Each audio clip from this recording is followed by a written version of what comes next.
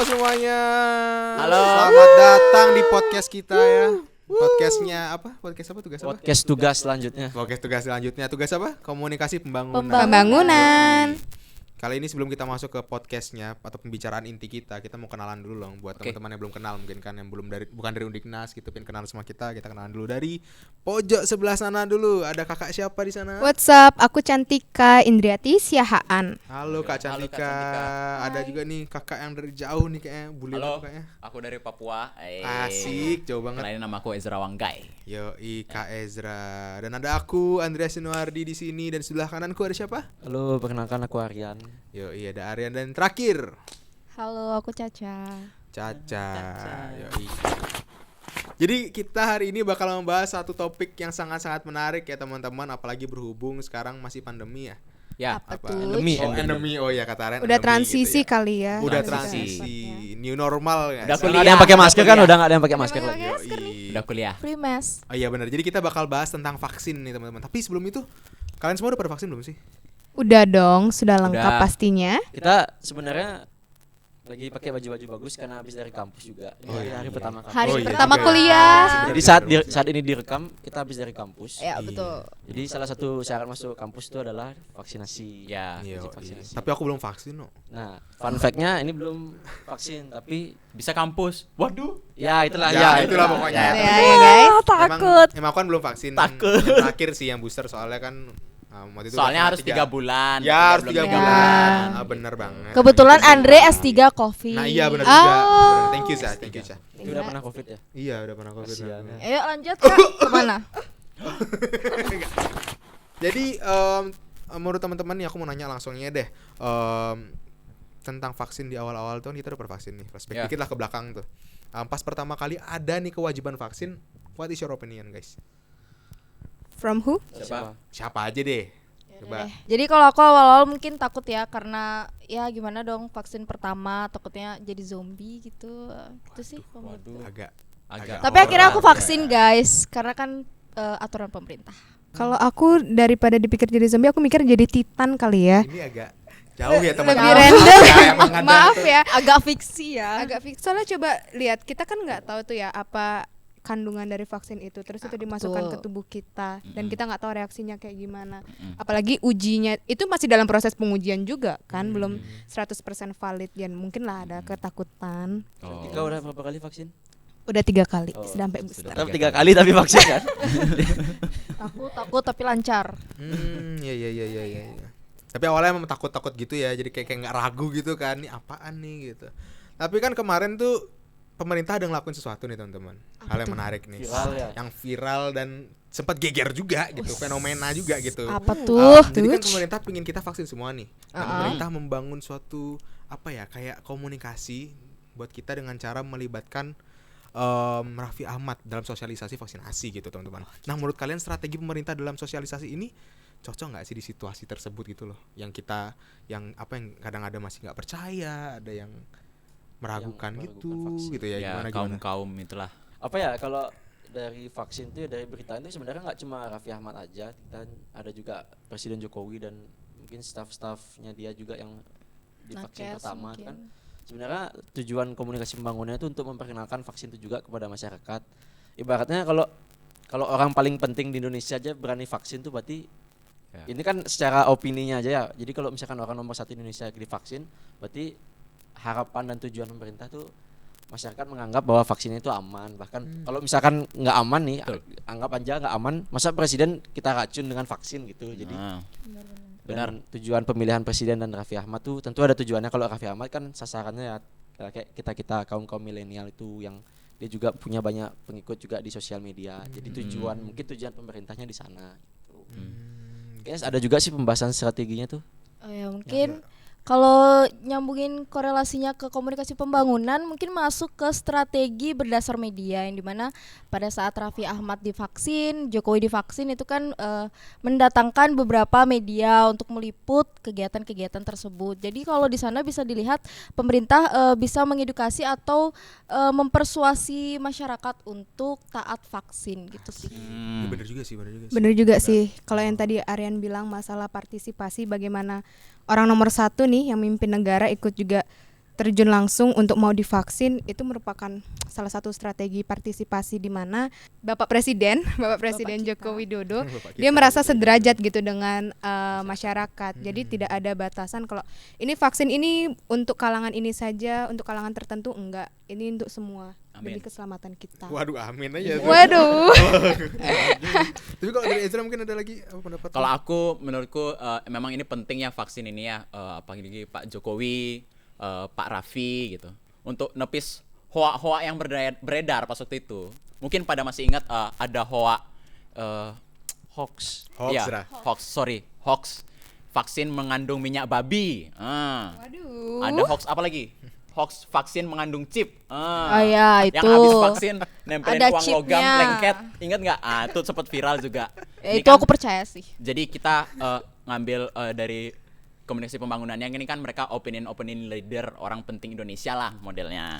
Jadi divaksin dimasukin, terus ada slogan aman dan halal. Nah, untuk memastikan masyarakat yang masih aduh vaksin aman nggak ya gitu. Untuk memastikan meyakinkan. hati aja, meyakinkan biar Indonesia ini lebih cepat sehat gitu. Karena kan vaksin salah satu jalan terakhir, jalan paling ampuh untuk kita keluar dari pandemi ini. Itulah Tagline Jalan itu ya yang ninja penting kali ya. Nah. Tagline itu yang penting aman dan halal. aman dan halal, itu yang penting. Menepis hoax ya gitu. Gitu Gimana? ya. Iya sih. Aku juga setuju sih. Maksudnya kayak tadi dari media ya segala macam emang sengaja pemerintah membangun itu untuk membuat kita tuh percaya, membuat kita tuh melihat oh vaksin ini aman loh buat kita semua ya nggak sih? Itu kan yang pemerintah pingin capai kan. Tapi pernah nggak mikir lagi kayak efektivitas dan keterlibatan Raffi Ahmad nih, kita makin blok lagi nih Raffi Ahmadnya Raffi di sana Ahmadnya, ya. Raffi, ya. Raffi Ahmadnya ini bawa dampak apa nih dari sosialisasi kemarin itu? Coba mungkin ada teman-teman yang pengen berpendapat. Aku buka duluan ya. Jadi seperti yang aku bilang di awal tuh kenapa pemilihan Raffi Ahmad, karena Raffi Ahmad kita tahu kan Raffi Ahmad tuh salah satu ya public figure paling besar lah sekarang di Indonesia dan berpengaruh juga. Sebenarnya tujuannya itu untuk mencakup masyarakat yang minat ke dia juga karena emang besar banget dan banyak banget pengikut-pengikutnya dia. Dan di satu sisi pemerintah berusaha untuk lebih menjurus ke satu kelompok tertentu loh. Jadi menggunakan public figure gitu.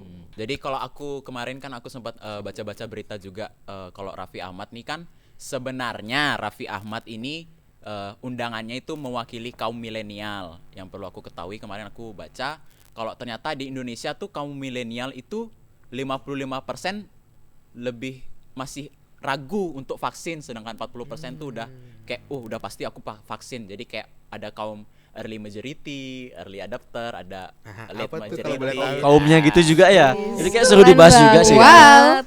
Apa aja Jadi kaum itu? ada inovator itu kalau vaksin baru keluar langsung vaksin. Oh, saya berarti. Itu inovator. Ada yang vaksin Terus baru ada keluar? early Kalian langsung vaksin? enggak. Aku ya karena kan kebetulan aku sama Nekes kan jadi Oh iya. Berarti gitu. inovator. Aku juga langsung vaksin sih. Waktu baru Mungkin keluar. ada beberapa kalangan yang ditujukan untuk langsung vaksin kali ya, Iya, diprioritaskan. utamanya kayak misalnya kan bener. kayak nakes Kayak gitu. nakes mungkin. tuh. Dan juga di Pekerja daerah-daerah kesehatan tertentu tuh. kan yang Ya. mendapatkan. Terus Dan yang mau sih waktu itu awal-awal. Iya Iya, bener. Karena yang masih bener-bener pada takut sih.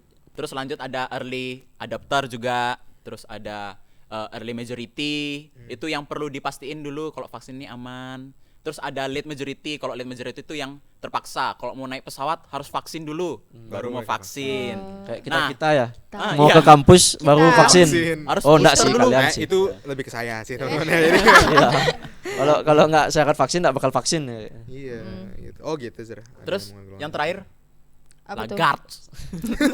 Waduh, kenapa tuh Lagarde itu pendapat penekanan tuh kenapa Lagarde? Kaum kadal Oh. Kadal. Maksudnya itu. yang susah dikasih tahu. Saya. Bandel ya, bandel. Bandel lah modelnya aja. Kayak udah segala usaha dibilang kalau aman nih aman, tapi masih ada aja yang kayak Kayak berpegang sama pendiriannya gitu kan. konspirasi ya berpegang pada pendirian. Balik lagi ke Raffi Ahmad nih, kok jauh. Iya juga sih ya. Balik lagi ke Raffi Ahmad, kan Raffi Ahmad nih mewakili kaum milenial ya katanya ya, kata juru bicara vaksin COVID waktu itu. Jadi dia buat kalau kaum milenial nih bisa percaya kalau Raffi Ahmad aja vaksin, aku juga vaksin ya gitu modelnya. Jadi kaum kayak buat kaum milenial nih lebih percaya vaksin gitu modelnya. Karena kaum milenial kan pendidikannya lebih maju ya daripada orang tua zaman dahulu. Jadi kaum milenial tuh kayak lebih teliti soal vaksin. Jadi kayak pemikirannya tuh kayak harus dipikirin dulu vaksin ini baik atau enggak gitu. Enggak kayak orang tua kayak langsung terima gitu loh. Apalagi kalau kita milenial kan gampang banget terinspirasi sama public figure yang kita suka gitu loh. Kalau Raffi Ahmad jungkir balik, kita mungkin ikut jungkir balik Ya. juga. Jadi sih. tujuannya di sana sih pemilihannya kalau kita pikir-pikir. Jadi kalau dia vaksin mungkin teman-teman Berarti bisa milenial dibilang tuh- efektif berarti ya. Iya, mungkin Kurang efektif lebihnya. karena sudah 3 kali vaksin dan Iya. yang diuji keamanannya sih kayak itu kayak dia aman, kira Raffi Ahmad tuh juga jadi kayak orang percaya aman tuh, presiden juga aman. Benar-benar. Tapi ada nggak sih pro kontra dari vaksinnya yang ditujukan oleh Raffi Ahmad dari kalian? Ya, ada yang kontra nggak kalau kenapa harus Kenapa harus Raffi Ahmad gitu Kenapa ya? sih harus Raffi Ahmad? Pemerintah tidak cukup dipercayakah oleh masyarakat? Oh, mungkin maksudnya kenapa harus perlu public figure? Ya, gitu gitu. ya. Apakah Rakyat itu sudah tidak percaya dengan pemerintah gitu. Kenapa nggak pemerintah semua gitu ya? Kenapa harus perlu public figure? Gitu. Gitu. Kalau dari aku sih ya sebenarnya mungkin pemerintah itu udah mampu. Kalau aku lihat tuh pemerintah udah mampu, bukti aja orang-orang yang di bawahnya dia lah, maksudnya kayak menteri kayak gitu kan pasti ngikut ya. Tapi kan pemerintah ini ada yang ingin dicapai gitu, yakni adalah semua masyarakat, seluruh lapisan masyarakat, mau itu kaya, miskin, dari sektor ini, sektor itu gitu kan. Itu pengen semua divaksin agar kita juga bisa melaksanakan kegiatan kita seperti biasa gitu kan. Makanya penting juga sih sebenarnya ada orang-orang seperti inovator itu yang dijadikan Yang gini dilibatkan. panutan. Ya aku setuju juga sih, cuman kemarin aku sempat baca tuh ada bahasan yang bilang kayak kenapa sih harus Raffi Ahmad padahal masih banyak influencer lainnya Iya. gitu kan. Cuman yang aku kemarin pahamin itu kayak emang target masyarakat itu emang pakai Raffi Ahmad itu untuk apa ya, menargetkan orang-orang yang mungkin cuma nontonnya TV doang. Kalau kita kan anak-anak yang di kota kan pasti nonton Instagram, Iya, masih sosial ada media. Keanu, masih ada kawan-kawan yang lain gitu, yang masih Iya, influencer lain, influencer lain yang masih bisa kayak dipakailah mereka gitu, kenapa harus Raffi Ahmad? Tapi ternyata di balik itu semua emang balik lagi ke tujuan pemerintah tuh pengen bangun komunikasi kemana sih, ke lapisan masyarakat yang mana sih, dan kebetulan Raffi Ahmad kan sangat dikenal ya di Indonesia ya, siapa sih yang kenal gitu loh, apalagi masyarakat yang masih nonton TV, yang di pedalaman yang nggak tersentuh internet, mereka kan cuma bisa tahu Raffi Ahmad gini segala macam. Itu sih yang lebih ditekankan ke sana. Karena untuk menjurus ke salah satu itu juga perlu sesuatu banget. terkhusus Pendekatan gitu, lah ya. pendekatan khusus juga. Bener. Nah tapi kan kemarin Raffi Ahmad habis divaksin tuh, sempat geger lagi nih, viral Iya, lagi nih. bener tuh. Apa tuh? Raffi Ahmad malah nongkrong apa sih? Dia Apa? party Party malamnya ya. tuh, party sama teman-teman, dan itu viral gitu loh. Apakah menurut kalian sikapnya Raffi Ahmad ini atau kejadian ini malah membuat komunikasi pembangunan yang dibentuk oleh pemerintah itu malah runtuh atau gagal gitu? Kalau menurutku langkah awal yang dilakukan pemerintah untuk memilih Raffi Ahmad itu nggak salah. Cuman mungkin sosok ini yang membawa keburukan lah jadinya, dari langkah pemerintah tuh jadinya gagal gitu, yang dimana setauku kayak Raffi Ahmad dia klarifikasi itu kenapa sih dia harusnya kan dia istirahat untuk mencoba vaksin, tapi ada yang bilang untuk apa sih dia istirahat, bukannya dia jadi percobaan vaksin ya, harusnya dia bebas dong keliaran gitu karena kan dia percobaan. Cuman kan kalau menurutku ya pemerintah juga harusnya dia gimana ya, harus cari tahu lah Raffi Ahmad nih selanjutnya dia kemana, harus memberitahu gitu biar Lebih di briefing iya, kali lebih ya. di briefing, Edukasi, mengedukasi biar nanti kita dari masyarakat kayak iya apaan sih kok udah dipercaya sama pemerintah malah jadinya gagal gini loh ke masyarakat gitu. Tapi kalau dilihat dari sisi lain ada tuh masyarakat yang ngomong kayak gini, berarti vaksinnya berhasil dong. Gitu, ngerti gak sih? Karena kan menguji Ya karena emang efek tujuan iya. vaksin itu kan kita terhindar. Nah, iya. Kenapa kita harus menjaga diri lagi? Emang tujuan Iya. vaksin itu kan untuk itu untuk ada kalangan virusnya yang ngomong gitu gitu ya. juga Kalau gitu kita kan. lihat dari Iya sih, Di sisi benar lain. juga sebenarnya. Ingat ya, disclaimer kita nggak menunjukkan Raffi Ahmad sama sekali di sini, tapi kita mau buka lagi pandangan kita terhadap kejadian ini emang gitu. tujuan vaksin gitu nggak sih? Iya, itu makanya. vaksin Iya gitu sih, kan tapi kalau yang aku lihat itu sebenarnya caranya Raffi Ahmad yang dia langsung datang ke party itu ini kan situasi memang waktu itu saat itu kan memang apa ya, sangat genting dan semua orang tuh benar-benar jaga jarak gitu kan, jaga jarak pakai masker, orang tuh jadinya paranoid gitu loh.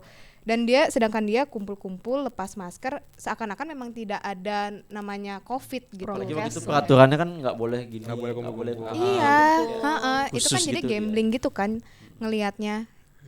Mungkin itu sih yang jadi Kalau boleh tahu, dilema. ini partinya kapan sih? Malamnya vaksin atau besoknya vaksin? Malamnya Malamnya kan baru Malamnya. vaksin kan. Berarti kan nggak mungkin hari itu vaksin memang di ini kan di mana? Disuarakan gitu. Berarti nggak mungkin kan di dalam party itu semua udah vaksin juga gitu kan? Oh iya, Iya kan? iya, Iya sih iya. sebenarnya. Tapi emang terlepas daripada itu semua emang akan ada pro kontra sih dari kejadian ini Ya. gitu kan. Apalagi dari ada yang tuh dari awal emang gak setuju sama Raffi kan manis-manesin tuh. Manis-manesin tuh makin keluar tuh semua artikel-artikel jelek gitu. Cuman satu hal yang kita mesti lihat lagi kalau emang ini sebuah strategi komunikasi pembangunan buat pemerintah ini cukup efektif nggak sih?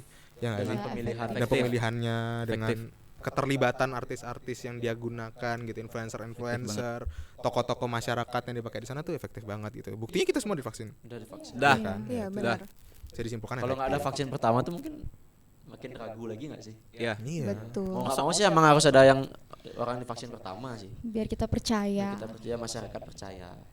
Sebenarnya itu kan pemerintah ngajak banyak ya beberapa artis yang ikut serta gitu. Cuman yang lebih Disorot. nge-highlight Ya, itu si disorot Raffi itu Ahmad Karena dia emang gitu. besar banget sih figurnya. Emang besar Iya. banget sih figur dia emang punya. Ya. Cuma salahnya ya yang terakhir aja sih karena dia jadi ikut party itu, jadi komunikasi yang dibangun pemerintah itu terlihat buruk lagi. Jadi bumerang. Padahal harusnya bisa aja dia istirahat di rumah gitu. Karena masyarakat udah percaya gitu. Jadi kayak ragu lagi gitu. Boleh kok ini tiba-tiba boleh nggak boleh gitu. Jadi bingung. Oke, jadi intinya dari semua yang kita bahas pro kontra pasti ada nggak sih? Ya. Pasti banget. Dan tapi kalau kita mengesampingkan pro kontra, strategi pemerintah dalam membangun nih untuk vaksin ini udah cukup efektif kan pastinya ya. Efektif. Jadi buat teman-teman yang belum vaksin, pastikan diri kalian udah divaksin 3 kali supaya kemana-mana aman, supaya sehat selalu dan ya pokoknya jangan bandel-bandel lah, jangan jadi generasi apa golongan Lagar. lagar gitu ya. Lagat. Kadal. Oke. Amin. Ya, oke, Iya. jadi itu aja dari kita semua. Sampai jumpa. Di Tugas tugas video Video selanjutnya. selanjutnya. Bye bye.